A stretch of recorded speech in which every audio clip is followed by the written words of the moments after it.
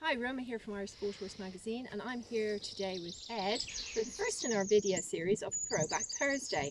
And this is when we look at things that we did in yesteryear with horses and sometimes actually stay going today. And one of those things is, why do we measure horses in hands? What does that mean?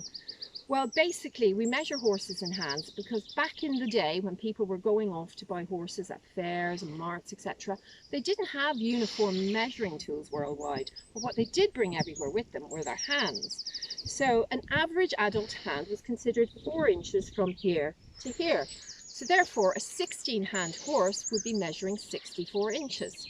Now, we don't measure a horse like a human from the top of the head because they can put their head up and down.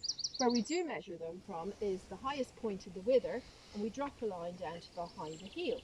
So when somebody was going to measure their horse to see if it was the right size for them, they would start at the bottom and basically go 1, 2, 3, all the way up until they got to the top. So for instance, if a horse was 16 hands, they would get to the top here and be 16 hands. Sometimes they get to the top, they might be a little bit over, maybe an inch or 2 or even 3 inches. And then it would be considered 16 hands and 1 inch, so 16 1 hands high, or 16 hands and 2 inches, 16 2 hands high. So that's all for me and Ed for Throwback Thursday, and that's why we measure horses in hands, and we'll see you tomorrow for Friday.